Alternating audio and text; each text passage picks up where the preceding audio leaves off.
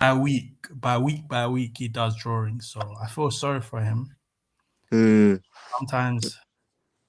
What? You'd think he'd have a team of people though. That's like. No, yeah, he does. He has a team of people that do like background stuff, but apparently he likes to draw everything anyway. So he has like a team of people that do like this, and that. You know what I mean? But yeah, man, the chapter. Let's get into it. Is man doing this? Is man scrolling or? Your man's here, fam. Like bugging the cloud, fam.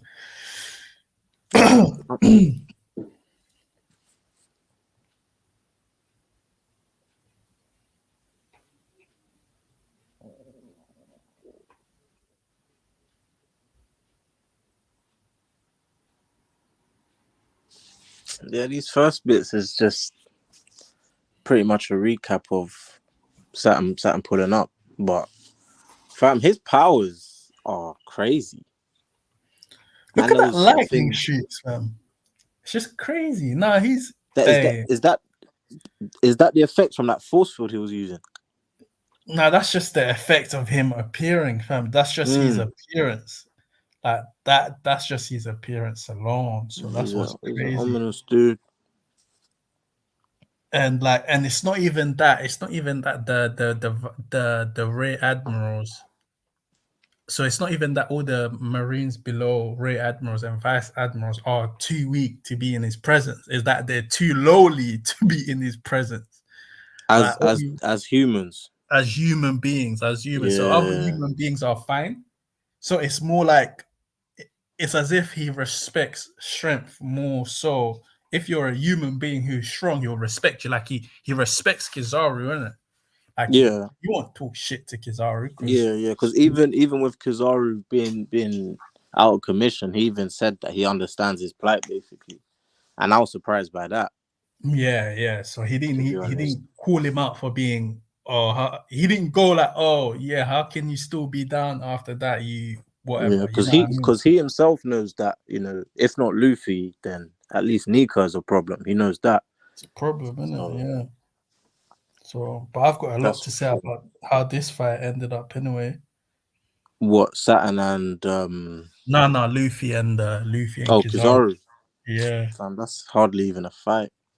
Nah, it's a fight, but it's hardly a proper fight. You know so the White Star Gun knocked dude out, and then I guess Luffy, exhausting himself from using it is what knocked him out. Yeah, so it's not even the fact that Kizaru was able to do was such a strong opponent that Luffy got tired out. No, it was just the time limit of his fruit. So here's the verdict on the Yonko versus Admiral. If there were still people out there who were chatting rubbish and trying to say just because of what Kizaru has done in Egen, and they're trying to put back the admirals on pedestal, this is not it. And our arguments has always been, for me anyway, that every Yonko is stronger than, at least all the OG Yonkos are stronger than all the admirals that we've ever had. At least the OG admirals. So there's no argument here. This just goes to show that the Yonkos are a step ahead of the admirals. Because remember the argument that we had last time, Luffy barely used his ACOC, barely used it, and the last time he uses it, he bangs the guy, and the guy he can't get up. He's out. He can't get up for a while. So that's my disappointment. It's like Kaido took those punches many times. Even prior to that, Kaido took a lot of beatings. And then after Gear, Kaido got hit with Yamato's ACOC attacks as well. Exactly. And the guy was still getting up from all of the strongest attacks. And Kizaru gets one banged. Remember, Kizaru wasn't even touched before that bang. Do you get what I'm saying? You know what's weird to me as well? Like, I didn't actually, when the bang had landed in the last chapter, I thought he firmed that shit. Yeah, because me too. He didn't really seem like he felt any pain. So I didn't. think he was hit like that, and then for him to be lying on the floor, like lying on man's the legs floor. is It's spread open. embarrassing I'm for like, an admiral. damn. It's embarrassing. I was embarrassed for Yeah, it him. was a bit of It's like, it was an L still. this is not The an equal dialogue fight. This is dialogue not. weren't it as well. Yeah, this is not an equal fight.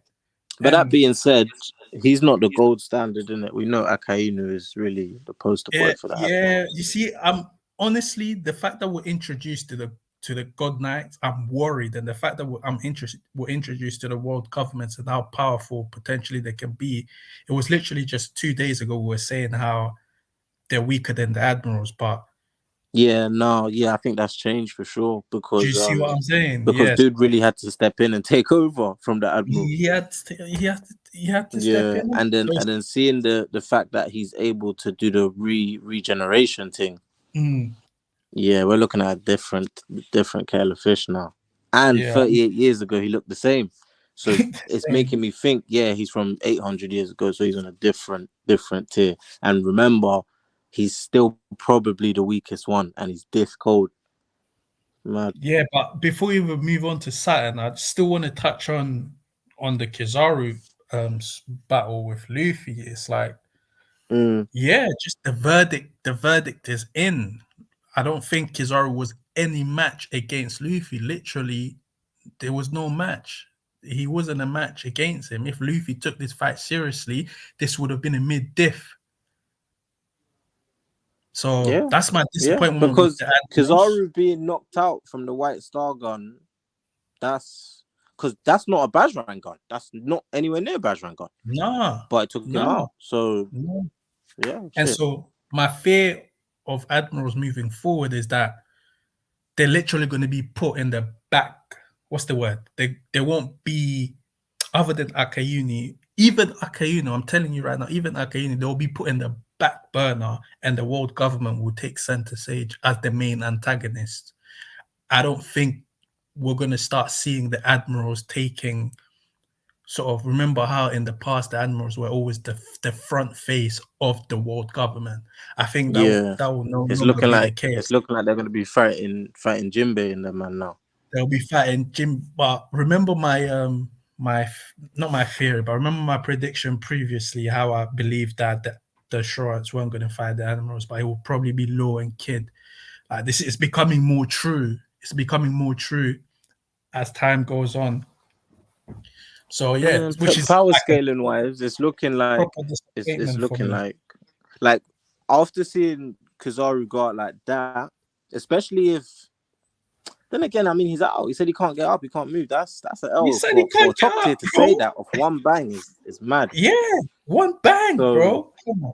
so that lets you No. know that and because it was so easy for Luffy, you have to put Zoro over dude as well now, which is fucked up. Like, Yeah. yeah, I mean, I want to put Zoro over there, but it's too early to say. But it was mid. It wasn't a hard fight. It was easy. Like It was Luffy was easy not in fear for his life at any point. at any point. And Kizaru's attack itself didn't do the damage. It was him going through the barriers that did more damage. Does that make sense? Because Ah, Luffy said he almost in the died first place, trying to get because of the into the when he kicked exactly. him through that shit. So this is highly disappointing. But I guess because Oda maybe knew that he was going to bring up more powerful antagonists. But Yeah, he has to show that yeah, dynamic early to yeah. put So the rumors to rest that about who's stronger. But it's looking like for sure Saturn is stronger than Kizaru. That it's looking like has it. pretty much been established. Yeah, it's really Frankie dumb. pulled up the shit. Frankie pulled up this chapter.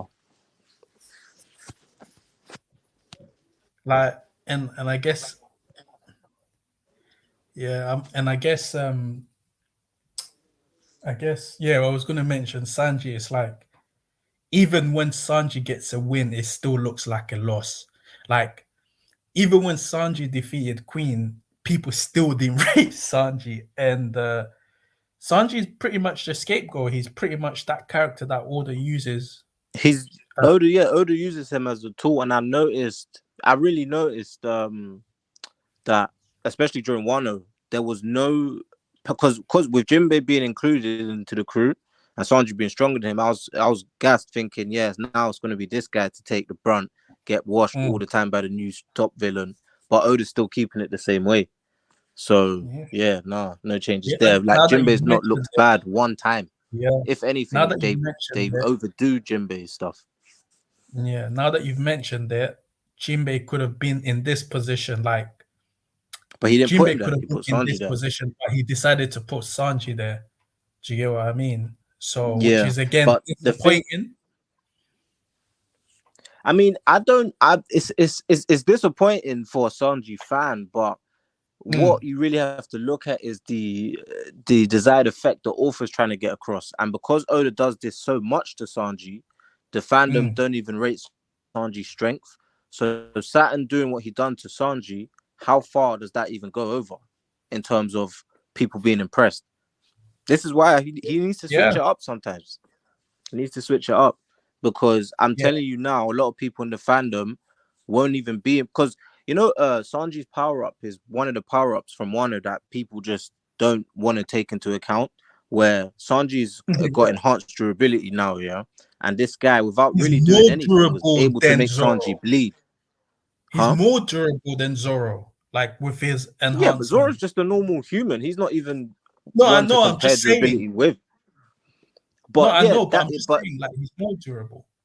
Yeah, exactly. So him being that durable, and with not even a named attack, Saturn's able to make him bleed, and he was talking about some ouch on the floor. So it shows, okay, Saturn can do that without a named attack. But do the fan base care about that shit because of who he done it to? They don't care because they already don't rate Sanji. Exactly. So what I'm saying is, I think it would have been better if he had Jinbei or Zoro wide-eyed in a compromised position, because the fandom is not going to even rate it. Yeah, and what's worse is he's keeping them down, like all of them. He's keeping them down using some mysterious power, like anything. Like, it's crazy. They couldn't move and shit. They couldn't move. Like, it's crazy. What do you think that could be? His devil fruit, or? Well, Vegapunk mentioned that if it's not science, then it has to be his devil fruit. So that seems to be like a hint that is part of his. It's probably the devil fruit, the mythical fruit. But if this was Luffy or Zoro, we know somehow they'll have the will strong enough to get up from it. Exactly, and that's why he's made sure they're not there. Definitely. But he's right now trying to have Saturn do his showcase, but the people that Saturn is styling on, people's not going to rate it. People's not going to care because the only strong person there is Sanji, and people don't even rate Sanji's strength. So I'm waiting to see a lot of the videos from the YouTubers and read a couple comment sections, because I'm trying to see where people are scaling Saturn. Because when Saturn got hit by Bonnie last week, I seen a lot of man jumping off the bandwagon back then, and the guy said if he wanted to dodge, he would have. He would have light work. Light work. He's been up there in Mary Jo for years, fam. He wants to feel some type of sensation, man. Let himself get nanked just to feel something. That's crazy. No, I think these men strong. Nah, they are, fam. They're strong. They're stronger than admirals. But you said minimum admiral. You said minimum admiral. Yeah, they have to be minimum admiral. Just that picture alone of Kizaru laying down, that picture of an admiral, like, it's weird. It's a weird feeling because we held these lot in a very high pedestal. Like we didn't think these guys were like defeatable. Do you see what I'm saying? And if they were defeated, they'll have to be defeated by some OG people, or like, do you get what I mean? But seeing this picture of our boy Luffy doing that to him, boy, it's crazy. Like, it shows you how far obviously Luffy has come, but it's the picture of Kizaru on the floor that hurts me.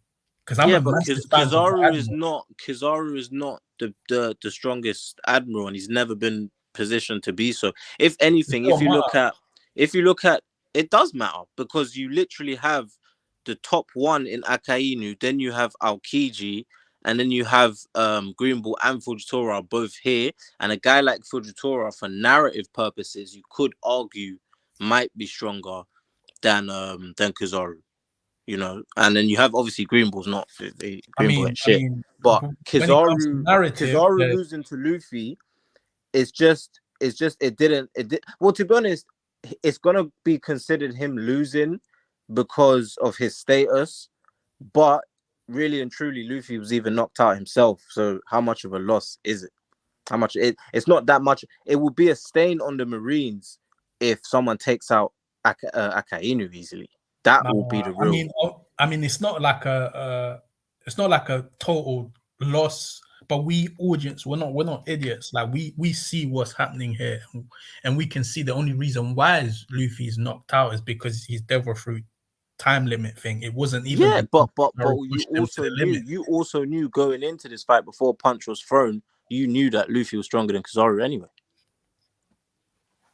Fair point. But no, fair point. And I guess this was one of the main things that one of the reasons why I dislike Luffy in Wano being on the same level as your Kaidos was because of seeing things like this. Was how was he going to match up against the admirals? But it seems to me that there are people stronger than the admirals, which is the Saturn. So I'm not as bothered as much as I was, only because it seems like we've been introduced to characters who are stronger than the admirals, who seemingly, for now, seemingly anyway, are stronger than the admiral. So I'm okay with that now, because before I was a bit going crazy because you're putting these guys so strong.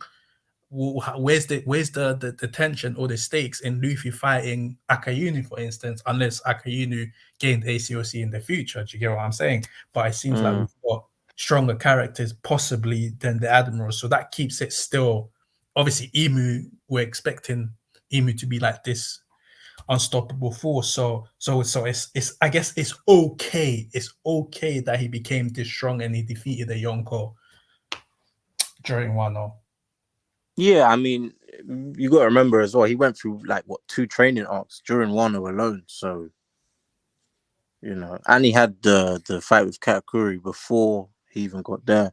So for him to get to Kaido's level, there was actually a lot more training than there usually is for Luffy to beat a villain.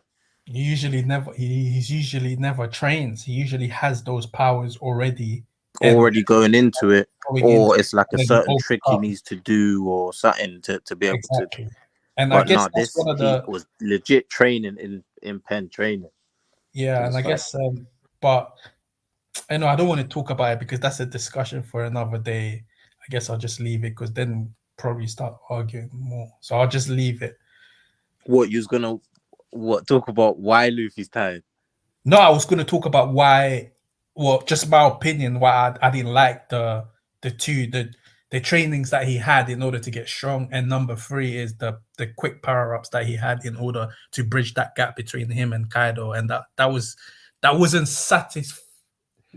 wasn't done in a satisfied way for me anyway. And it's not something that One Piece has done. It's something that One Piece didn't do, which differentiated itself with the likes of Bleach and Naruto. It's one of the things that made One Piece unique, was that you don't get those lazy power-ups because the character couldn't defeat the antagonist, and so they get this crazy.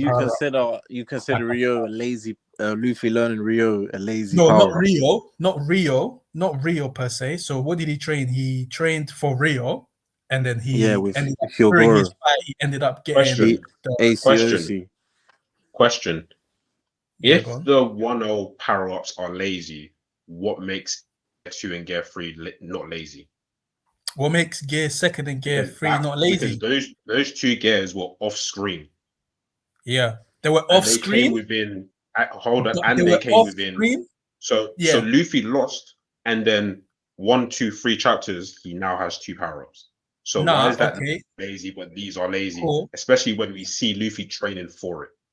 Yeah, okay, cool. So based on the chapter, this is facts, is that Luffy had the power-ups before sort of he had the power-ups. He was working on it during the fight. He was working on it during that arc, basically. And then he pretty much just clocked, this is what they do. Okay, I think I can replicate that. But he had that. I think what the manga was saying was that he had an idea. I don't believe that. He was already I working. don't believe he was working on it during. It was never stated that he was working. It wasn't a power up. It wasn't like one of those. It wasn't one of those like, oh, during the fight and I figured it out. Okay, now boom, it's gear second and then gear third. No, it seemed like gear third especially was something that he already had and he was working on already. It's not. It wasn't a power up. Why do you think that? Where does it say that he was working on that prior? You just have to go back to Water 7 and read the chapters before. But you're gonna have to tell me at least a little bit more than that, because this is all I remember. Because from what I can remember, Luffy said, "I saw how you guys fought, and I basically copied it." That was for Gear 2 mainly. For Gear 3, it's not. I'm not too sure.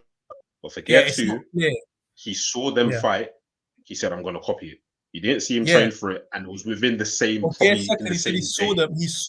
said he saw them how they were tapping their legs a few cut faster than the speed of light or something like that, and then he saw it. So you have to. It's all about how he.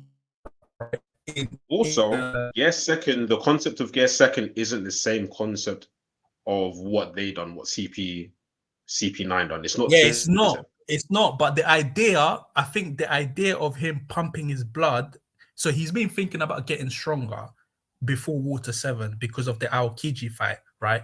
So he's been thinking about getting stronger. And then so he started working on the idea of his gear fourth, of his gear third and getting stronger. He already started working on it. And then when we got to Water 7, he saw the CP9s tapping their foot like faster, and then he thought, okay, I'm gonna come up with something similar, and he came up with the idea of pumping his bloods, blah blah blah blah blah. Now that's different from what happened. So far, that Gary theory sounds like a guess. You need to actually tell. No, that's Gear second. The manga, in the Gear anime. Third. That was Gear second. Now that just sounds like a theory for Gear third. Yeah, I mean, I'll have to go and double check. But do you understand where I'm trying to come from? Like, I'm not trying to say you're right or wrong. But it was still better. It was still better than what we got. In my opinion, you're saying the one, but with the 1-0 power-ups, at least he trained for it, and we saw him train for it. No, I'm not talking about Rio. I'm not talking about Rio, though. I'm not talking about Rio. I accept Rio. Talking about Rio. I'm not talking about Rio. I'm talking about the Awakening and ACOC. Right? Huh? What about Future Sight? I'm assuming you're talking about Future Sight as well. Yeah. Add Future Sight, but I was specifically talking about Future Sight and ACOC. Yeah, Future Sight, ACOC, and the Awakening. Like these are the things that you get in Naruto and Bleach, and at least with ACOC and Future Sight, Rayleigh did say stuff like that blooms during like. Yeah, but that was only said with Future Sight. That was only said during the fight. It wasn't something that was said in the training with Rayleigh. It was said. It's something that was like, oh, I need to add this in. So let me add it in the flashback because there needs to be like a setup before I can just introduce it. Do you get what I mean? That's true. I agree with the Future Sight, but at least now, because he's now said it, can you now excuse ACOC, or does that still not get a pass? I mean, I could. So maybe I could maybe excuse ACOC because I understand that you can learn something during the fight. I understand you can learn something during a fight. So I think ACOC, the awakening of ACOC was the same as Gear second as well. He saw and then he replicated. But my main problem with ACOC and the awakening was how it took 2 power-ups for him to bridge the gap between with him and Kaido. That's really my main annoyance, was the gap between them was so huge, and then it took 2 power-ups in order to get him there. That was my dissatisfaction with the power-ups. And yeah, during Kaido fight. Yeah. What 2 power-ups are you talking about? Sorry, ACOC and I'm talking about ACOC and the awakening. Oh, I don't mind the real. Huh? Okay, ACOC and the awakening. Okay. Yeah. That's calm. I have problems with Future Sight anyway, but I don't have problems with ACOC. But I'll probably give ACOC. Well, I feel like you should give ACOC a break just due to the fact that Rayleigh said it a while ago. So it's like it's been a little, not necessarily set up, but Rayleigh has basically said this can happen. Yeah, I could also give it a break, you know, a pass. I could give ACOC a pass just because he saw the technique and he replicated it. The disappointing thing about ACOC is the fact of what it actually is. That's what I was disappointed in. It's just an attack boost. It's the same shit as Armored Haki, just with a different name. I really thought it was going to be some special shit. Mm-hmm. Yeah, I mean, I couldn't see it. I mean, the idea behind using your will to strengthen your attack is something that as a concept is a good idea. That could loosely be translated as armament anyway. Yeah, I mean, all of it is quoting. I mean, it's quoting, yeah, for sure. But it's, I mean, armament is really your will. If it wasn't quoting, what do you want the next level of Konkosaki to be? I'm not an author, innit? I'm not. I thought the power itself, like we knew from school times that that normal Conqueror's Haki would just knock out fodder, and we always knew there was a next level to it because the special people had it. So this is back where I didn't actually know what the special people would be, you know, doing with it, the ones that can really harness it. And I'm still hopeful that Shanks can do some different type shit and show us the real, you know, limits and full extent of what it can do. But the whole just putting it on your attacks, I'm hoping it's just the Kaido being useless thing and there's more to it, because so far it's just Armored Haki, but King's Haki guys is doing it. Like it's not. You're saying anything special. For us to see maybe the full extent of ACOC, we need someone. Shanks. Yeah, I'm waiting for Shanks. Yeah, I'm waiting for Shanks because Kaido introduced us to a lot of things, but Kaido's not right in the head, isn't it? So it's gonna be Shanks, if anyone, because if all Shanks is doing with his attacks with Griffin or whatever, his hands or whatever he's using, or hand, if all he's doing is just coating, and that's all it really is to it, then boy. Like, remember we seen Shanks breaking down Whitebeard's ship and just different shit. Like, I thought it was going to be something else to this shit. But I still think Shanks can be that guy. Shanks can be that guy. I don't and maybe know. Even Luffy. Most likely Luffy. If there's anything else you can do with it, Luffy. Because Luffy only unlocked this last arc. So it's still new to him. With, like, Haki, the concept of Haki is a very good concept, but it seems like it's always going to be somewhat limited compared to maybe other shown in anime like power systems, just based on the fact it's very. The only reason is because he doesn't explain enough about it. There's not a lot of detail he cares as well. That's why, because he doesn't explain a lot of detail, that could work in his favor. So he could do a lot with it because he doesn't have to explain it too. So it's but you know when he was, you know, the years where that was the case, I always assumed. The reason I always gave him a pass is because I thought when the Straw Hats learn it, we'll learn it. And now the Straw Hats have pretty much learned what there is to it, and the captain is using, you know, everything there is, and there's still no like concrete explanations of Haki. You know how people used to say, there was no Black Fist at the war because Luffy couldn't see it. I was always of that belief that, the reason we don't know about Haki like that is because, we're waiting for the explanation when the Straw Hats get there. They're here, fam. This shit's still vague as fuck. Like, do you know how many panels I see, and I don't know? Like, okay, do you remember when everyone's talking about the Captain Kobe thing, where Kobe threw the honesty punch or whatever you called it? And something, I can't remember what it was called, and people were debating, like people didn't know whether he used ACOC or not.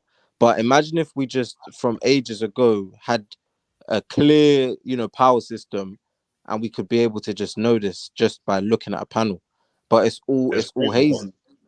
I know some I know some YouTubers who are saying that the streaks of lightning that we saw come out of Saturn, that the streaks of lighting that we saw come out of Saturn is was ACOC. ACOC. Yeah, fam. I'm not surprised because that was one of the indicators where we thought that, like, okay, so when Luffy kicked Kizaru at the start of their fight, it was the same type of shit that Oda drew, and everyone agreed that that was ACOC. So even for them, man, I don't even blame them. You have to blame Oda because even when Sanji hit Queen with the last kick, the same shit was there. There was black sparks. Kobe's bang. There was black sparks. This is why I've always said, don't really know, because I know Worth doesn't like the anime. You have to reference the anime because you can't tell with the manga because it's only black and white. The anime will show you if this was a thing or if it wasn't a thing. Worth doesn't like the anime, but that's his problem. But you can just watch the anime, watch the clip, and you will see what it's meant to be. So with Kobe's hit, we probably will have no idea until it gets animated. But do you know what's annoying about that is? It's so vague, yeah. Okay, so in the manga, in the same place where Kobe is, yeah, Garp was throwing ACOC bangs, and everyone can agree that those are ACOC bangs. Kobe does the same thing in terms of the depiction of the drawing, but we don't know. Even Aokiji, remember when Aokiji gave too? He bang? When they hit each other. Some people were saying that's ACOC, fam. Yeah, when they hit each other, like people were saying that's ACOC. That Aokiji niggas don't even know. So that was right. That was right in the sense that because Oda hasn't actually detailed certain things about haki, we can't tell when something is happening or not. So you just have to wait. That's what I'm saying. But there's pros and cons coming up. There's going to be mad power level discrepancies. That's all I'm saying. Mad power level discrepancies. You just have to wait until the anime animates it for you to actually tell what something is or not. You can't trust the anime on these things. You can because it's you can't trust the manga. You can't trust the manga. You have to go to the anime. If you can't trust the source, how can you trust the thing that's not the source? Because they get details from all for certain things. Yeah, not all the time. But okay, so what if it comes out that what if the anime then seems to show us that what Kobe was able to do was ACOC? Then it's ACOC. Then I'll go mad, fam. Then it's just mad. Trust me. And for me, that's all agenda purposes. How the fuck did Kobe get that shit now? That's crazy. You know what I mean? That's if crazy. It's ACOC, it's ACOC. But it shouldn't be. But it is what it is. I'll message you. But then that goes back into the argument that not everyone's ACOC, necessarily means they're even like that. Because I will tell you, man, every day, just because Yamato has it doesn't mean I can't name 10 man that will destroy her that don't have it. You can't say this while Worth itself. He doesn't agree. Well, ACOC is the be or end all. But think about it, the guy. Let's move on. And obviously this is a side note, but you was arguing about ACOC whether it runs out or not. Yeah. Is it a plot hole, or is it people comment on that? Someone actually left a comment. Yeah, but what I was thinking? Big Mom, she only used it once. Oh yeah. So is it a plot hole or does it actually run out? No, it's a plot hole. Using it a lot. No, it's a plot hole because she's only used it once. So how can it run out? She only used it once. A plot hole. I think it's just due to the fact the way Oda just wants. I don't think it's a plot hole. No, it's an inconsistency. That's what a plot hole is. Inconsistency. It's not a plot hole then. That's what a plot hole is, a gap in logic. I would say it would be a plot hole if it was established that it's not supposed to run out.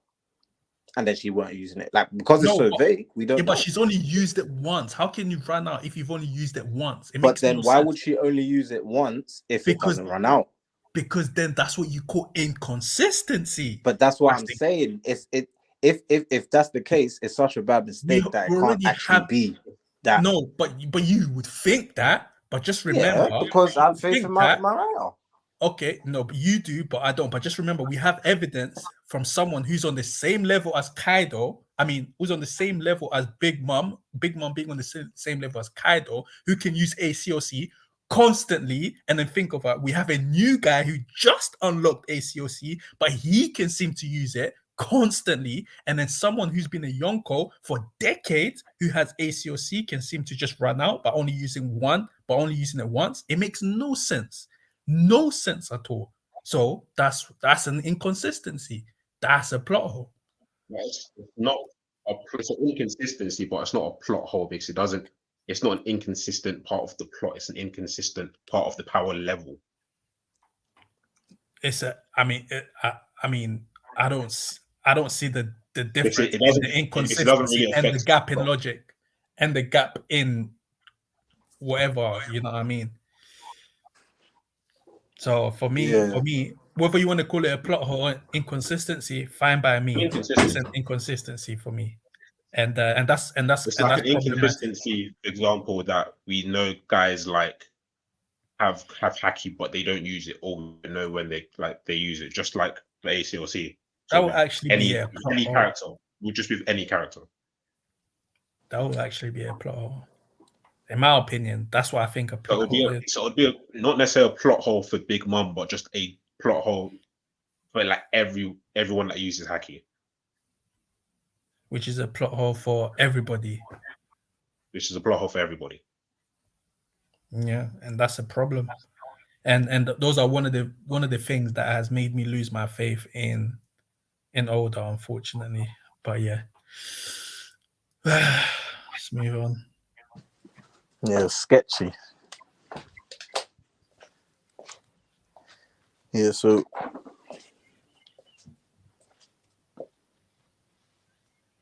my man is so confident. He's saying, "I want to see how you lot get out of this." Yeah, you know, I'm looking forward to it. He was on execution time. He could have killed himself, surely, but he wanted to make an example. Man's trying to make, and again, this is one of the things that you're thinking, like really, this is the trope of antagonists of villains, right? Rather than just killing the person right then and there, they have to give a speech and they have to be arrogant, and then watch when Kuma comes and saves Boney. I mean, I could really be a prick and just say that he shouldn't be doing that, but I'll just let it slide. You know, it is whatever it is, and like I won't be too bothered about that. But he must be very confident in himself to even say the things that he's saying. You know what I mean? Yeah, obviously every character is different. Obviously, he's going about it in this way.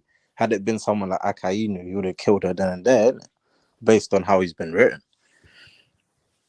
Yeah, I guess it's a character thing, but I would even say, even if it was Akainu, probably keep her alive for plot purposes. When you think of the fight against Akainu and Kuma, realistically speaking, Kuma should be dead right now, but for plot purposes, he had to let him go, which again doesn't make sense. But I don't think you can say he should be dead when all he had to do is escape, and it don't matter what. Yeah, against the Fleet Admiral, you can escape from anyone.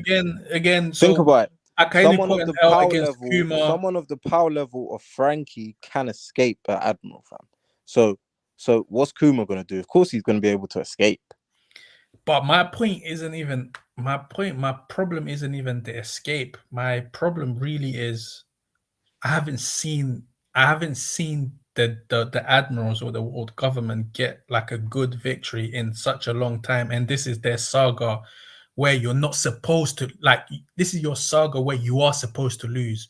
That means prior to you losing, you have to come off as the most competent people ever, and it's been the case, in my opinion, since the start of the manga, that the Marines have just been an incompetent organization full of weaklings, and bad things are always happening against them. So my thing, it was more like, okay, Akainu caught an L in the war, and then he catches an L here, in my opinion, against Kuma. I mean, it's not a big L, but it's just disappointing to see him not take that win. And then Kizaru, and then one sec, and then Kizaru just taking another L, Green Ball taking an L without even Shanks moving, just talking, taking an L. Fujitora, when he was at Dressrosa, I know that with Fujitora, it was more of the case of he wanted things to happen that way, but just seeing him getting threatened by Don Flamingo made seem to look weak, and getting a bang from a gear third Luffy and it having to push him back. Another disappointment that I've held for so long. How can you get banged by a gear third Luffy and get pushed back and you're an admiral? So all of these stuff, and there's even more that they've just failed. They've literally just failed as an organization. No, you can't say they failed. They're the same organization that won the war of best. They won the war of the execute best. Ace. Oh, really? Chopped up Whitebeard. Do you know that the world government against every single Yonko, when they're fighting every single, they'll wipe the floor with them. This wasn't a contest. It wasn't a contest. If all of those things you said are true, wouldn't that mean that maybe the fan base have overrated the Marines? No, John, because the Marines as an entity, one-on-one, are still the strongest. They're still They're stronger than any pirate crew. They got they got 4 top tiers. If you want to throw Green Ball in there, they got 4 top tiers. That's what I'm saying. It was no contest. So Green Ball is supposed to be stronger than Marco, supposed to be stronger than Katakuri just off rip because of his rank. You know, so they have top tiers by rank. I don't agree that they're failures. But just no, based off worth. The Marines maintain order in the One Piece world. No, but what I'm saying is, I'm saying when it comes to the Straw Hats, or when it comes to the Straw Hats, or when it comes to the top pirates, their portrayal's not been great. But it's not even the top pirates. But it's not even the top pirates. You named Shanks badding a man up. In the war, Aokiji was made to slightly look bad against Diamond Jozu, and the only reason why Aokiji won. Why don't you give them some? He didn't look bad. No, wait, hold on. Show us that Jozu is competent. He didn't look bad. No, hold on. What's looking bad is Green. The only time he won. That's looking bad. The only time he won, but the only reason why Kizaru and Aokiji were able to get their win was because Marco and Jozu got distracted. Why not give us the full fight whereby it doesn't need to take distraction? But the thing about One Piece is, the thing about One Piece fights is, say the man didn't get distracted and pursued the thing and was fighting, the table still would have turned later down the line and they still would have lost. That's what I wanted to see, though. That's what. Yeah, but that's not what he was coming to write. No, because he didn't want to make that. He didn't want the. Think about this war. This war, for plot reasons, the war he was going to establish that he's going to have Ace and Whitebeard be the fall guys. You're not going to get a white-eyed Jozu because it's not that. He's killing off Ace and. It don't matter. For me, why don't you is there any W's for the world government then? If you want to just name their L's, yeah, I mean, you named the W. The war was a W, but it was no contest in the first place. That's the biggest battle of it's One not Piece the biggest. So far. It's not the. It's so the far. biggest battle so far. Yeah. The biggest. But what I'm trying to say is, and they won. It was a no contest. It was a no contest. Like they had to win. You know what I'm saying? This wasn't a contest. So I don't even put that war in perspective. The only reason I'm asking this is because I'm saying you was hating on Aokiji showing in the war with Jozu. But now you don't put. You were saying that you don't put any. I guess you don't give the war any credit. But do you know that war? Do you know what that war did for the Admiral stocks? Do you know that people were still putting people like back then? People were putting Marco on the same level as the Admirals. Marco and Jozu, they were putting them on the same levels as Admirals. Because that's all they had. That's all they had. No, but that's all they had. Back then, even me, I could tell that they weren't on their level. But people, because of those, I was telling you, man, Marco's not on these man's level for years. And that's what I was saying. But I'm saying, when you look back in the war, a lot of people were saying because of that war, they're putting people like Marco. And then when we saw Katakuri, people say, "Oh yeah, Katakuri is definitely Admiral level." And when people, even Don Flamingo during the Dressrosa arc, people were saying he was Admiral level.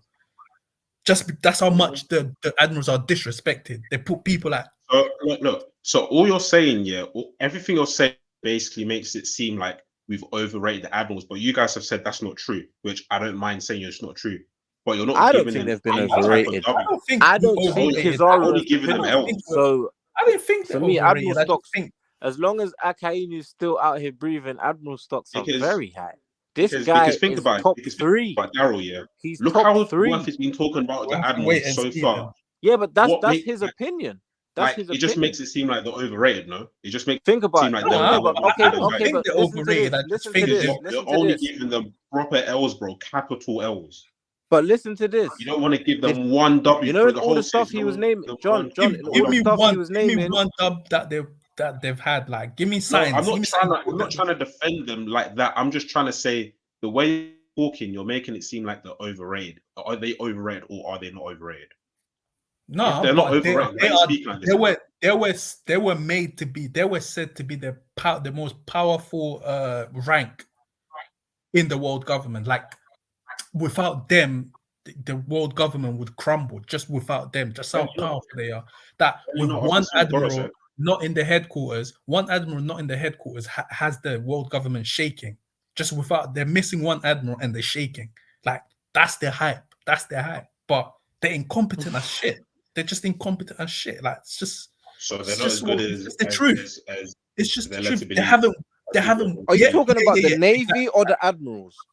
I'm talking about the admirals I'm talking about the admirals specifically, but in general, I'm talking about the Navy as an organization being incompetent throughout the series. Like, the way you're talking, they're not as good as they're led to believe. That's what you're trying to say. Yeah, but then that's pretty much it. If you're talking about basically saying they're overrated. No. Because if you're talking about them being overrated, yeah, I'm not. I would say no, because if you were to ask One Piece fans, who do you think it would be? I'm talking about Worth. Yeah, but listen to this. If you were to ask One Piece fans, look at looking at the Supernova Cruise. You know how some of them were defeated, some of them they fell off and whatever. If I was to say to you or any One Piece fan, do you think that the Supernova defeats would be to Marines? Everyone will say no. The thing about the One Piece world is the pirates are actually stronger in number, and they are on average the relevant pirates stronger than most Marines.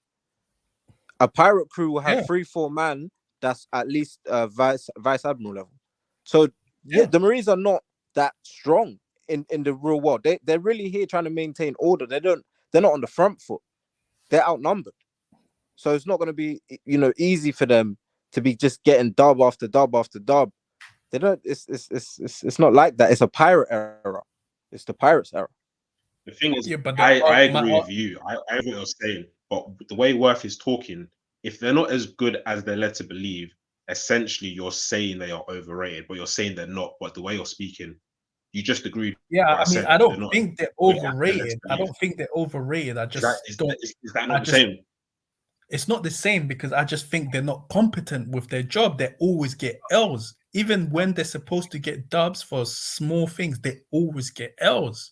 It's just like, I can't even disagree with you really on that stuff. Like seriously with the green ball, really just to give Shanks. No, that was bad. That was so bad. Especially as an admiral guy, that was very, very bad.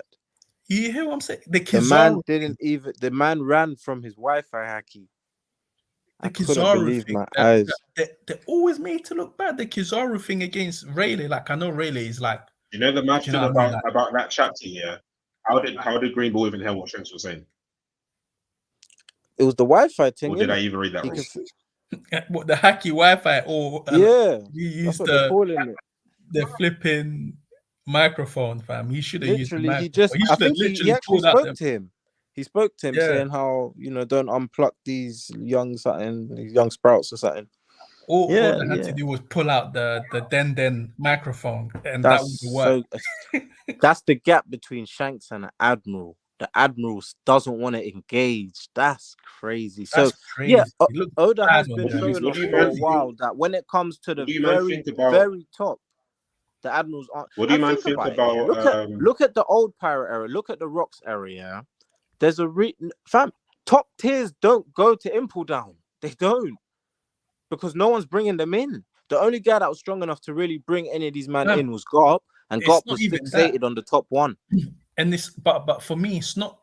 I'm not expecting them, the admirals, to come and bring top tiers. No, I'm expecting them when they're fighting against non-top tiers, they actually need to look top tier and get the job done. But did most Akainu of the times, not mash everyone that wasn't Whitebeard up and Whitebeard? Yeah, that's why Akainu is the only guy that's actually rated. He's the only admiral that's actually rated because he gets the job done. He's the only admiral that gets shit done. That's why he's rated more, because he gets shit done. Until he came up against Kuma. About Kuma and his backstory and all that type of stuff. What's the panels above that? Above what you're showing?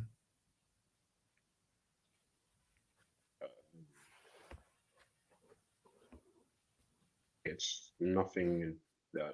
Kuma. Oh, we spoke about this where he should have killed her, but he put her up for execution. He's trying to make an example of her. The whole Kuma backstory. Yeah, man, I'm here for it because I've been calling for this flashback. So that's, first of all, I'm happy that it's here. I'm excited to see what Kuma's past is about. I was reading the chapter. By the end of it all, the guy explained that the Buccaneer race, basically they got giant's blood in them. Giant's blood. Are they basically just mixed race? Yeah, well, Kuma is mixed race because he has a human mum. Well, I don't understand the the race of people here. Are the race of people just they got a bit of giant's blood in them? It must be. That it? Yeah, and in the show, there might be something more to it, because you can't just eradicate. For instance, you can't just eradicate giants. Why haven't they gone to eradicate the Elbaf? Like, do you get what I'm saying? That's what I'm saying. So they even have giants in the military. So there's more to their people. There's more to the Buccaneer people than just the fact that they're giants. Because Kuma's dad wasn't a giant. Kuma's dad was just a Buccaneer, innit? But I think the reason why they look like how they look is because they have giant blood in them. Really, the giant blood is probably just Oda, pushing us towards them being of Team Joy Boy, really. But then what the real thing is going to be is what incident happened between the Buccaneers and the Tenryubito for Saturn to say what he said, because you don't see what Saturn said when he was talking about her people. Yeah. He was saying, how a long time ago they committed a grave sin or some shit. Yeah, that's what I'm saying. Like, it has to be more than just the fact that they're giants. It has to, maybe the Buccaneer people have to actually be a tribe.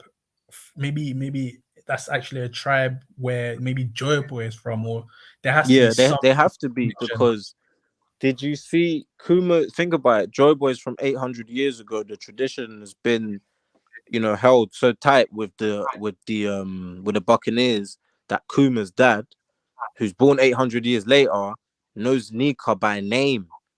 This is supposed to be something that's hidden knowledge. To be exactly. So they're definitely a bloodline that was allied with the ancient kingdom. Joy Boy, yeah, definitely. Yeah, for sure. That's why. That's also the same reason why they don't like the D's. So it's all connected. Who knows? Kuma could even be a D, like, you know what I mean? But yeah, it's just mad to think that that Bible Kuma was walking around with pre-time skip. Yeah. It's probably the Sun God Bible, isn't it? Could be, but it could be like the locations of the world. But I don't know, like. Oh, it could be. That would be cold if it's a facade and it's for whatever his goal is. I probably lean towards it's something to do with Sun God Nika.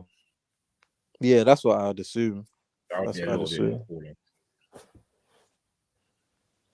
Yeah. But yeah, and now it brings us to this story. I wanted to actually talk about the Sun God Nika thing. So it seems like Sun God Nika was actually lived back in the days. So it seems to me that Sun God Nika actually lived way back in the day.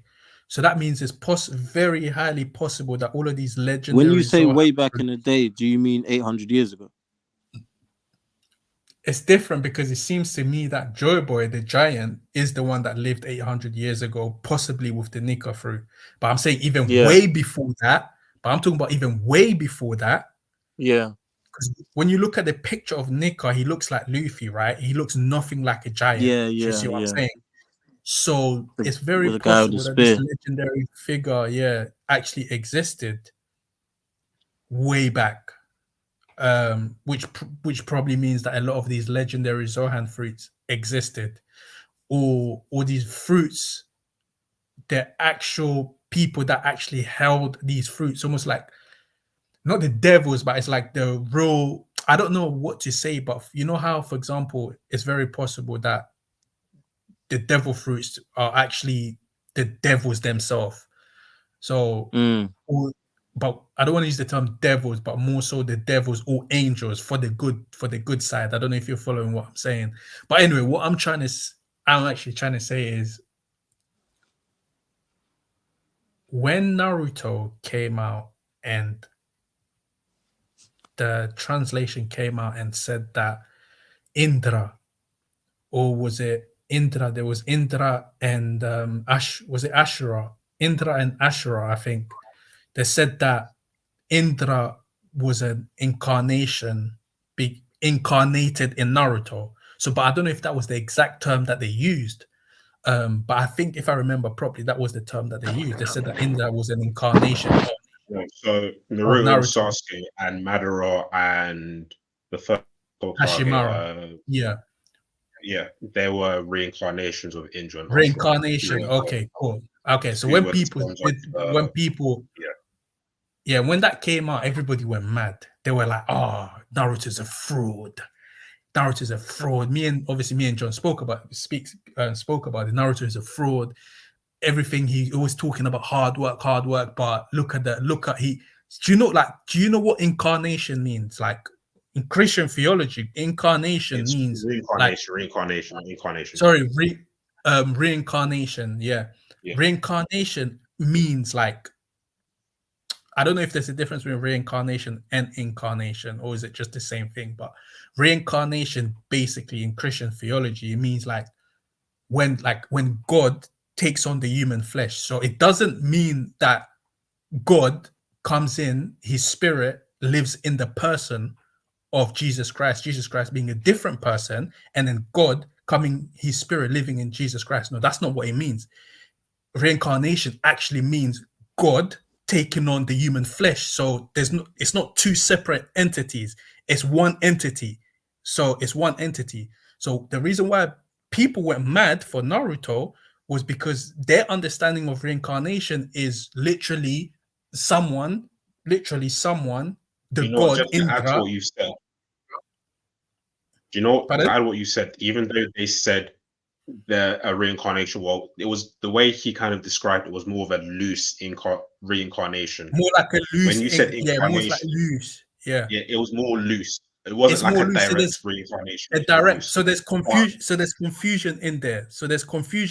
Because we know for a fact that Indra did not actually reincarnate as Naruto, because Naruto and Indra are separate people. Actually, right. Even though they said reincarnation, they probably should have said incarnation.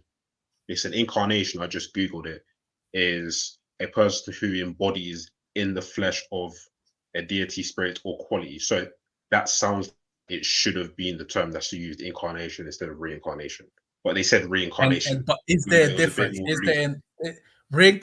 Is there a difference between reincarnation and incarnation? So the reincarnation meaning is the rebirth of a soul in another body. Right. So and incarnation. No, I get that. Incarnation is a little bit different. It's slightly different. Are there other meanings of it? Because I think it's probably the same. Meanings. Yeah. So, but from my sort of understanding of incarnation and reincarnation, either way is that what really happened with Naruto wasn't a proper reincarnation. It was literally just an embodiment of Indra's spirit embodying Naruto. But so what does that mean? That means Naruto is still himself, right? I'm going somewhere with this, by the way. Naruto is still himself, but the fact that Indra's spirit embodies, lives in him, it means Naruto isn't fully himself. Like his personality, something about Indra's personality, abilities, and powers is sort of. So what you're saying is, yeah, you're fearful that the guy that's in the silhouette of Nika is Luffy. Listen, so not entirely. But just to cut to the chase is that we know that apparently that Zohan fruits, especially the awakened ones, have a will of their own. That's a fact that's been established. It's a fact that's been established by Oda himself, which I probably think it's a mistake for him to have established that. But we go on. That, Zohan's fruit, blah, blah, blah, they have a will of their own. So that pretty much means similar to what happened in Naruto. What happened in Naruto was not, it's what John said, it's a loose definition. Like what happened was it's the spirit of Indra that possessed Naruto, but Naruto is still himself and he's still his own person. It's two separate people just living in one body. So, and that's the same thing I think that's happening here with Luffy, is that although Luffy is a person himself, I'm not saying Nika is the reincarnation of Luffy, because it's not a full reincarnation, but it's more like the will, also like the spirit of Nika, the will of Nika embodies Luffy. So what does that mean? That means Luffy's not. Pardon? So it's a loose reincarnation.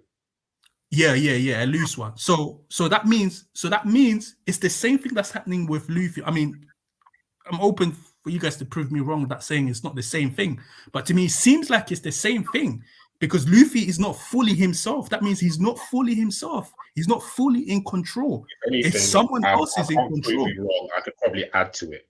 Which will probably the reason why that's BS is because then that goes for everyone who's eating a devil fruit then. No, but listen, but what I'm saying is, I'm saying specifically, it's specifically for Zohan. I'm talking about, it's been established that Zohan fruits only, they're talking about Zohan fruits. Yeah. So everyone who's eating a Zohan fruit or a mythical Zohan fruit, that goes for all of them then. They're not completely themselves. Especially a mythical Zohans, they have a will of their own. That's established by Oda himself. Yeah, that was established when the Gorosei said that. I just realized something. Is it a mythical zone or is it an ancient zone? Because if Sun God Nika is real, it wouldn't be mythical then, would it? Pardon? Would it still be mythical? That's all semantics. Sun God Nika is actually real? But that's literally like what Daryl just says was semantics. Wouldn't it not be an ancient zone? What literally semantics? Like literally is. What does semantics mean? It's literally just an argue. You're just arguing terms, really, like just loose terms, like something like that. Anyway. It's not important in this case because we already know that these fruits are zones anyway. So it doesn't. Because some of these fruits, because even if it's ancient, it's still a zone. If it's mythical, it's still a zone. So it doesn't. Some of these fruits, some of these zone fruits, they're zone, but they're zone based off people. But when they say it's myth, it's literally because we haven't seen them in a long time. There's a difference between like the Zoans have the will of their own, but there's the difference between getting the will of a dinosaur and getting the will of a person who is become a fruit. That's the fact that's been established is that mythical Zohans are the ones who has a will of their own. Was it mythical Zoans or not just Zoans? It's the mythical Zohans. I think from what I remember, it's the mythical Zohans who have a will of their own. But I also remember it being ancient Zohans. So, but if ancient Zohans had the will of their own,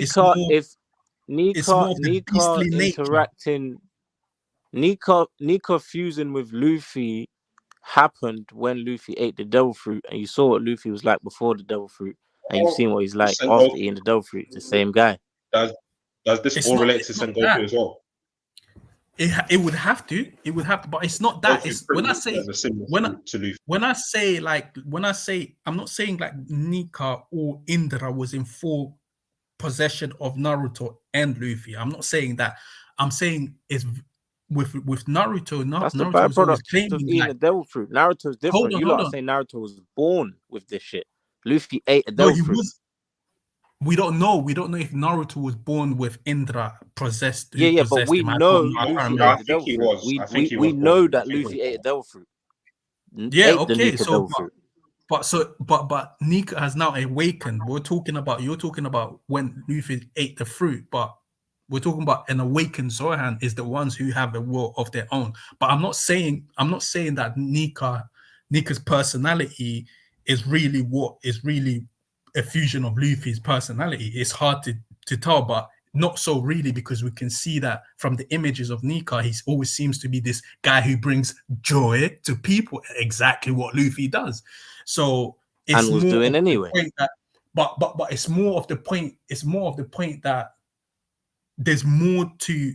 It's very possible that, because remember, the world government even said the fruit has been trying to elude us. It's as if the fruit has a will of its own. Yeah. Like the world government themselves said that. So, but it's more so not necessarily personality, which though I think there's a fusion of personality there. But I also think it's more to do with pushing. It's almost like pushing Luffy to go beyond what he's capable of doing. Like, because remember, you just have to think about it. He has a will of Nika has a will of its own. So that means that there is an interaction there. We just can't solidly say what it is exactly, how it is that Nika is manipulating or helping Luffy. But the mythical ones, they have a will of their own. So therefore, that will is interacting with Luffy's will, whether we like it or not. Like, the will is there. The will is there. Yeah, we just don't know how it's interacting. There's nothing not to like, because there's been no behavioral changes. Yeah, but you're saying that. But what I'm saying is, everything you said is, even if it is true, is that a problem? Yeah, it's a problem for me. Yeah, it's a problem for me. Is it because of the same thing? Is it because of the same things? Because when that happened to Naruto, people were shitting on Naruto. I think the reason people are shitting on Naruto is because of what Naruto stands for. Stands for what he claimed to be. It doesn't really. It's not really the same thing for Luffy. At all. What do you mean? So Luffy wasn't out here preaching hard work, dedication. Exactly, hard work and dedication. That was Naruto's ninja way, and that was basically everything he shouted for like a million years. But you lot are just going to discount. I hear that, but you lot are just going to discount the fact that Luffy possesses a fruit that has a will of its own, and you're telling me there's no interaction in personality or in how. I'm not saying that's not the case. I'm just saying it doesn't have to be bad. It doesn't have to be something to cry about. But for me, okay, let me tell you why for me it's not something that I like, because again, it enforces the idea, although Luffy isn't Naruto, because Naruto says it, Luffy just does it in action. He does it like he works hard. He does it in action. He doesn't talk that hard work is better than talent. But the fact remains is they're pretty much doing the same thing, because it's all in the action. It's just that Luffy doesn't say it. Hard work beats talent. It's all in the action. It's just he doesn't say it. But for me, it's more of, it enforces the idea that, okay, it's not just hard work for Luffy. It's clear to me that the sort of fate is helping him to achieve certain things, and that's what I don't like. But that was always going to be the case, just based off the fact that he's the main character of a shonen series? Yeah, I hope it wasn't. Yeah, but I hope it was one. And two, like Luffy relied on just his talent for the whole of the pre-time skip. That's really what Luffy was relying on, was his talent. Okay, I don't understand how. That's a lot of characters, to be fair. That's a lot of shonen. That's a lot of shonen main characters. No, for me, it's a bad thing, because it means he's not in control of his destiny. Like, he's not in. Yeah, but you can't say that. Partly, it's partly, not fully, not in control, but partly it's not just his will. No, partly I understand what you're trying to say. It's not just his will that's pushing towards these dreams. a part of Nika is pushing it as well. All right. Example worth. Let me ask you this. So he's not fully in control. I don't know what your relationship is with religion right now, but I assume a lot of Christians believe that you have a destiny, right? And if you have a destiny, that means it's already been written. That means it was already written for Luffy to do this. No, that's wrong. That's wrong. No, that's wrong. First of all, that's wrong. First of all, whether you're a Christian or not, we all believe within ourselves that we have a goal, right? We have something that we're pursuing, and there's the potential that we are going to achieve it. And it's the same thing with Christians as well. Like, you have things that you want to do, and there's potential that you're going to achieve it. But if you take a misstep, you sin, you do something that God didn't want you to do, that destiny, again, that thing that you were pursuing, you could completely lose it when you consider someone like David. How do you know that wasn't already written? But because it wasn't, because things aren't written, because your actions still has an effect on your future. So destiny isn't necessarily written. But that could have been written, no? It could have been written for you to take the misstep, no? No, it can't be written. It can't be written that I would take the mistake. That I would take a misstep. Isn't that part of the story? Because ideally, God doesn't want you to make a mistake, but then we do make mistakes, and so, do you know what I mean? Like, this as well. So what are you telling me? When Luffy was talking to Jinbei after Ace died, what are you telling me? It was Nika that kept Luffy going. Oh, come on, bro. I don't know, bro. I don't know. Luffy you do know. You do know it wasn't. You do know it wasn't. No. Listen, but you can't discount the fact that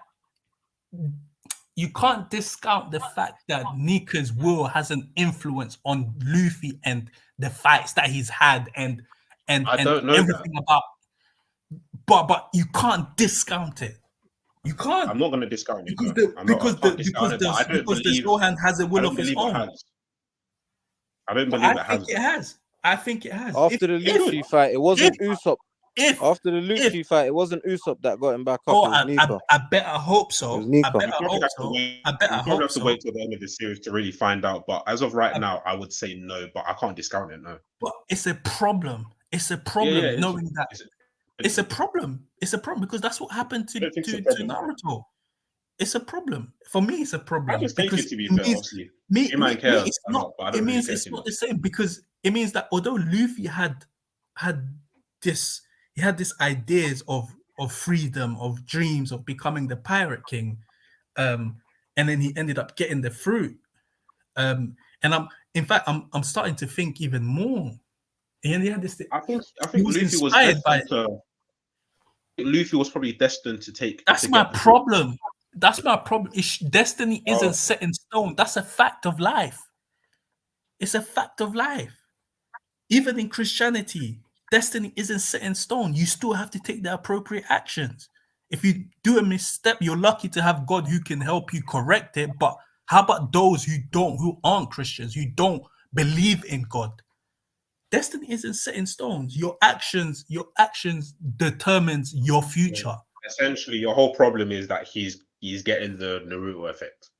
He's getting the Naruto effect because Oda himself said it, and he shouldn't have said it. I understand that, because I did agree with you with that statement like months and months ago when we were talking about it. So I don't think it's a problem though, because Luffy is just a bit different. But I understand what you're trying to say. So. I don't see the difference, because Naruto speaks it, Luffy just does it in action. It's all the same thing. But I think we should move on, because no, it's not the difference, because the actions speak louder than word. Naruto does it in action and he speaks it. Now Luffy just does it in actions, but it doesn't change the fact that Naruto it's not the same thing, because Luffy was never a shunned individual, rejected by his Luffy's always felt like that he was that guy from Jump. Episode 1, from that guy, he's been on that. He's been that guy. He was the guy to inspire Kobe. He was never that guy of the downtrodden. That was never Luffy. Luffy was that guy from episode 1. That's irrelevant. Naruto wasn't that guy.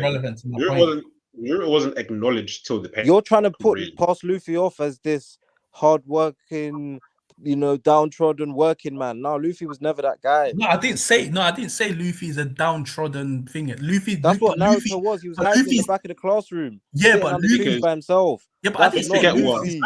You know when Luffy, back in the day. I'm just saying Luffy is talented, but you can't discount the fact that back in the day when we talked about Naruto. That's what he was relying on was his talent.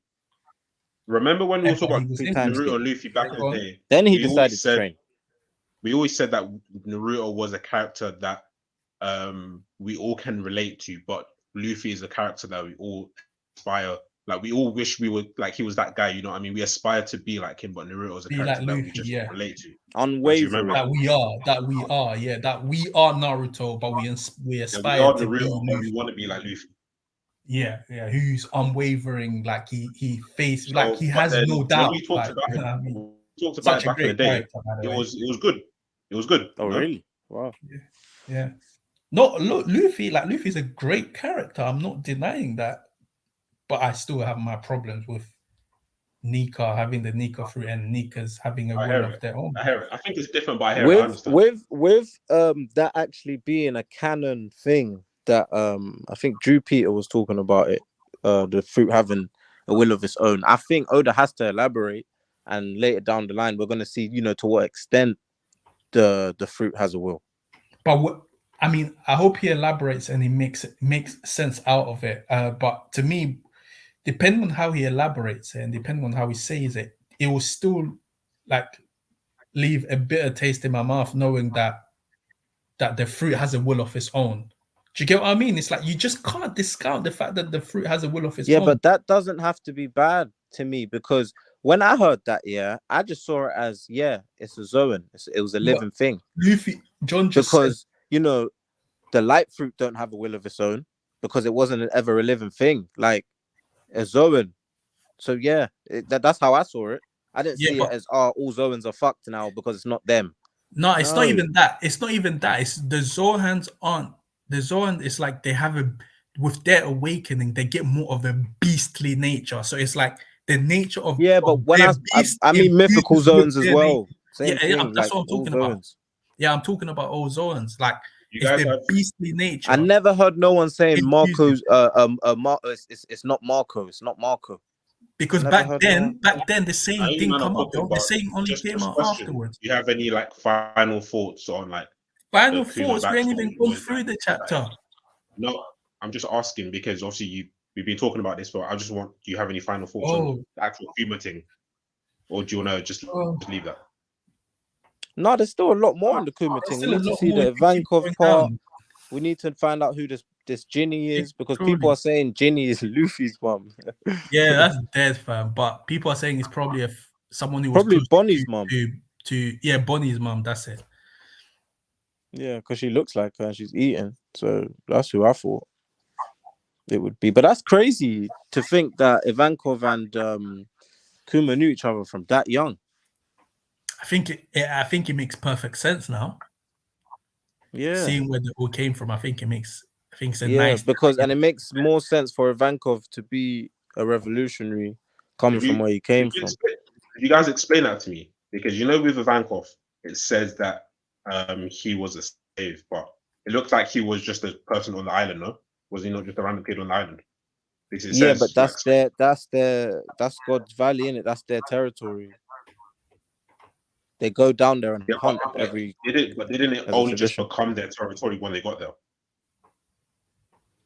When what? No, they said it was a long tradition of going there to kill people. So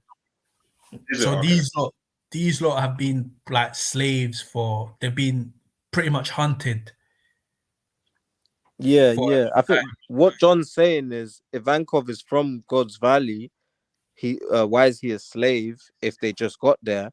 But because it says they had a long tradition of dupping people there, whoever's there is probably just under their jurisdiction anyway, even if they're not there. It's like it's a settlement to them. They own it even though they're not there, type of thing. Young Ivankov, It's very possible that Ivankov and Demla also came in the cages because remember the ones who are the people who are coming to this island brought by the world government are the rebel slaves, if that makes sense. So it's very possible that Ivankov was part of that rebel slave, if that makes sense. So Ivankov was actually in Marizha at first. No, I'm not saying that. I'm saying it's possible. If not, it's just that it means that Ivankov was also just a slave in God Valley. Yeah. Even before the world government took over God Valley, it's just very possible that even they had slaves in that country anyway. So it's one of those two. So what are you man saying about Shanks' dad? Shanks' dad looks like a batty man. He looks like Sanji, fam. He looks like Sanji with that hair, fam. He just looks like He looks like one of Sanji's brothers. He looks like he looks like Robin to me, as well. He looks like Robin. That looks like Sanji's brothers, fam. Just look the way he's dressed. He just looks like how Sanji's brothers would dress. I swear to God. What was the name of? Obviously, that's One Piece royalty, isn't it? Different type drip. I know this is a 2-piece one. Is this the same guy that we saw before? Yeah, Figarland. Yeah. This is the same guy that was executing the younger version. But listen, aged in them 38 years, boy. Yeah, how old is he now? Is it 38 years ago? This is 38 years ago. He's washed, crazy, and Saturn's the same age, fam. Do you see Saturn in this panel? Yeah. He just looks the same. Saturn looks the same. So that's when I was convinced. Yeah, Saturn's from Joy Boy's time. He's got to be. These lot are immortal, fam. They have to. Yeah, that's so mad. Immortal. So the perpetual youth surgery is probably performed on them 800 years ago. Or whenever. I wish it was something else though, because everyone just keep going bang on about it. So it's probably it. But the immortal thing. Yeah. Everyone keeps banging. No, everyone keeps banging that the reason why they're immortal is because of the perpetual youth surgery. Yeah, but I think that's the thing that Oda's probably seen, and he'll just switch it up anyway. So that's what I'm saying. He should just switch it up and make it sound. Yeah, but that's an easy thing he can do because he can pull from many different folklore. To just switch it. Supposed to be demonic, so do you know what I mean? So it's very weird to me, because you know how these mythical Zohans have a run of their own 5 minutes. Could it be possible that that it's with the devils, with the fruits that these world government have, it's just the devil actually possesses them? Do you get what I mean? So what you think? You think they're able to manipulate the actual devil in the fruit? Something like that. It's like they have a deeper connection with the fruit. I don't know. It's Awakening 0.2. Something like Awakening 2.0. I mean, 2.0. Yeah, something like that. It's they have a deeper connection to the awakening, and Yeah, it could be possible, but then if it's that, then that means that you just have to be really in tune on their level and no secrets about your devil fruit to be able to do that. Or I'd rather them be able to have that shit exclusively, and it's not a byproduct of the devil fruit. It's I mean, because of the surgery. I won't mind the surgery, just because. The reason why people say the surgery is just because it makes sense, because we know what the ultimate thing of law's fruit is, and it's just a bit of law people like to use. But them man being immortal, I think that would be cold, fam. Because then who's beating these man? How are we beating these? Yeah, that's cold, and the fact that they can regenerate. Yeah, and what type of maybe this will come in. This is where ACOC will come in. It will have to be ACOC. Series where they have supernatural stuff. It will have to be ACOC. That's the only way. But and if that don't work, I think, but then that's when ACOC should be able to, put itself above armored haki. Then, shit. Willpower. So you're saying willpower should take out immortal guys? It's the best thing in the show. ACOC is supposed to be the pinnacle of the best thing in the show. It shouldn't, but I can't think of anything else. Why shouldn't it? It's weird. It should be that's the top thing. I think it even makes sense now. It makes sense what Kaido said about how Roger was at the top of the world through haki alone. Through haki, and it makes more sense that because haki is if you're gonna put all your XP into one thing in One Piece, You might as well put it in haki. Put it in haki, fam, because haki could literally do anything. But what I was gonna say was the fact that the world government and Emu, they seem to have incredibly powerful Zohan fruits that can do unimaginable things. It only makes sense for the theme of the story and what Kaido said, that it's haki that will take you above and beyond, considering that they have these crazy devil fruits. Do you get what I'm saying? And so the fact that it's haki. But anyway, before we cut off, it's like we're about to see a flashback of, just think about it, of God Valley, of Garp, Sengoku, Roger, Rocks. Yep. All of these mans are going to be here. So it's going to be, this is going to be even a crazier flashback. This is going to be better than the Odin thing, 100%. Yeah, that's what, you know what I'm saying? I can't wait for this rock shit. I can't wait for this rock shit. And you know what we're also going to see? We're also going to see how Shanks ended up in that treasure chest. Yeah, fam, it's going to be crazy. And we're going to see Shanks Prime Garp. Possibly. We're probably going to see Dragon as well. Like, yep. Yo, it's crazy. We're going to see, I don't know if Garp is in his prime back then, but I think he was just probably reaching his prime. But we're going to be seeing crazy stuff. Man. Yeah, I think Rocks was their first big feat, innit? So it would have been... Yeah. That would have been they would have been at their Luffy age back then type of times. Yeah, it's crazy. But yeah, I just hope that it was actually Garp and Roger that took down Rocks, and it wasn't like Garp. Just Roger. Yeah, it wasn't like Garp acting like Kid and Law, like, oh, we'll let you take care of it. I just did my part. Let me, like, I'm done here. So you take. If Oda does that, oh my God. I'll be surprised, because that's definitely one of Oda's favorite characters, Garp. I'll be surprised if he makes him look bad. Anyway, that edge to Roger, like, but don't do that. This is meant maybe he will let Roger get the finishing blow, but